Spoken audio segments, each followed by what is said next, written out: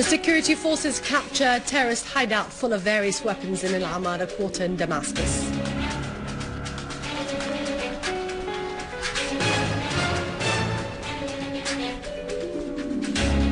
The Iranian chief of staff says that all the calculations of America and the West concerning Syria have failed.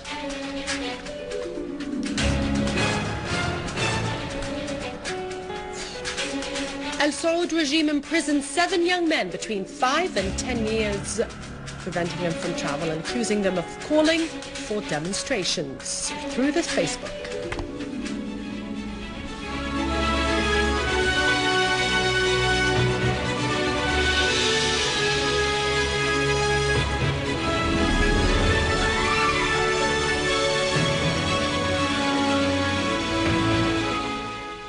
Good afternoon, welcome to our news bulletin. I'm Dania Nizam. Iranian Foreign Minister Ali Akbar Salehi stressed the necessity of preserving the national sovereignty and territorial integrity of Syria to move towards the Syrian political dialogue.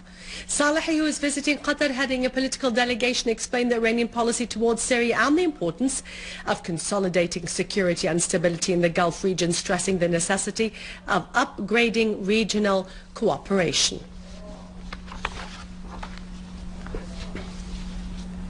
The spokesman of the Iranian Foreign Ministry, Mr. Abbas Arakchi, announced that the Iranian President Najad would begin a 2-day visit to Russia tomorrow in order to take part in the summit of the gas-exporting countries. He would meet the Russian President Putin to discuss with him several issues in the region, including the situation in Syria and developments in Central Asia, Caucasia and the Caspian Sea.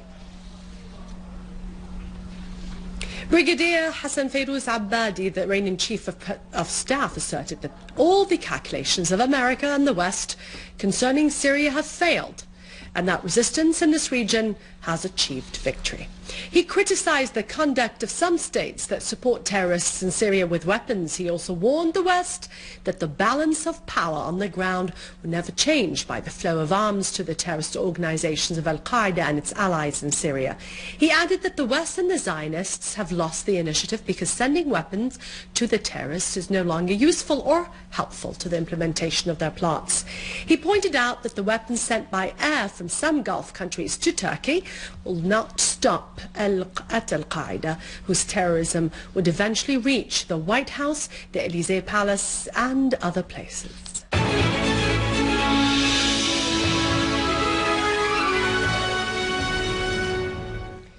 An official source in Aleppo governorate said that the armed terrorist gangs targeted a helicopter over Nouvelles city.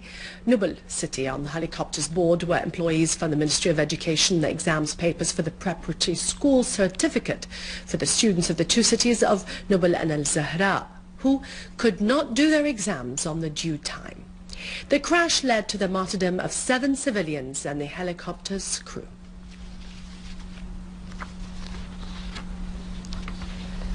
Three citizens were killed and 6 others were wounded as a result of a missile fired by a terrorist on Al-Abbasiyya quarter in Homs. A medical source told Sana that the wounded people were taken to the civil hospital in the city to receive treatment. Units of the Syrian army destroyed the weapons and ammunition of terrorists in Al-Khalidiyya quarter, where the army achieved considerable advance, killing and wounding many terrorists in various quarters, particularly near the school of Khadija. In the Ezzor countryside, fighting erupted between 2 terrorist gangs over differences to divide things which they stole from citizens and service departments in El Mayadeen. An official source said that the fighting took place in a hideout near the Palace of Justice in the city, leading to the death and the wounding of dozens of terrorists who used machine guns and various bombs that destroyed their hideout with its weapons and ammunition. In the Daraa countryside, fighting erupted between 2 terrorist gangs who differed over the division of things they stole from public and private property in the town of El-Msefra. This led to the fall of many casualties among the terrorists. A military source said the fighting led to the death of 20 terrorists, the wounding of dozens, and caused material damage in the property of citizens in the town. Units of the Syrian army destroyed several terrorist hideouts in various areas in the Idlib countryside, killing and wounding many of them. Their weapons and ammunition were also destroyed. Units of the army also clashed with a terrorist gang in the village of El Buaiti, killing and wounding most of them and destroying their heavy machine guns. Our armed forces continued their operations of search in the village of Omjre and storming a terrorist hideout, killing and wounding the terrorists' hideouts there and destroying 2 heavy machine guns and large quantities of ammunition.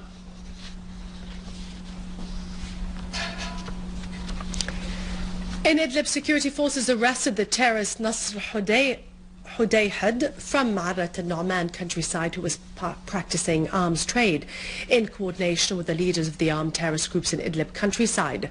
Nasr Mahidab admitted that more than one person convinced him of selling the arms that would reach him through several traffickers in the area. So he sold machine guns, PKCs, RPG launchers, mortar shells and various kinds of ammunition. Mahidab added that when he felt that he gained less than the traffickers, he headed to Turkey, where he contacted several terrorists, including one named Hazem al-Arun, who was working as a cover in what is so-called a relief office.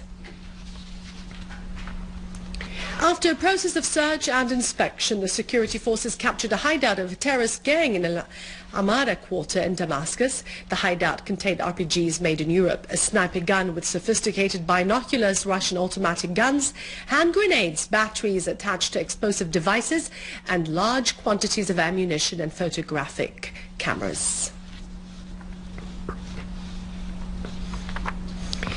The British daily, The Independent, published an article by Patrick Cockburn asserting that the foreign mass media coverage of the crisis in Syria is dangerously misleading. He added that every time he went to Syria, he was shocked to see how different the situation on the ground was from the way it is portrayed to the outside world in the mass media. He added that the foreign mass media did not seek accuracy in reporting the news of the crisis in Syria. Their reports were all misleading, like everything since the First World War. The writer concluded that as a result of such misleading reports, the politicians, the unofficial papers, and the TV viewers do not have any clear ideas about events in Syria.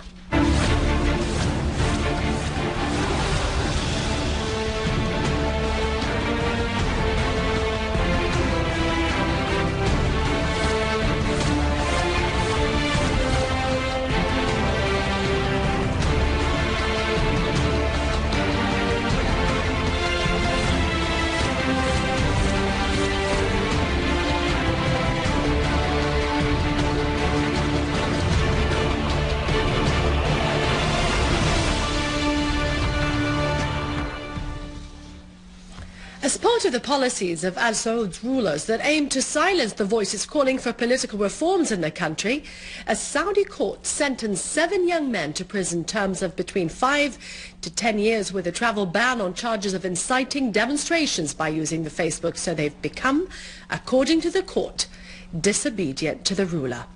Special sources said that the criminal court, which is specialized in the issues of terrorism, convicted the 7 young men who were detained in September 2011 and had been imprisoned for a year and a half in El Dammam before facing them with charges. That was it for our news bulletin for today. For more details, you can visit our website, syriaonline.sy. Thank you, and God bless you, and long live Syria.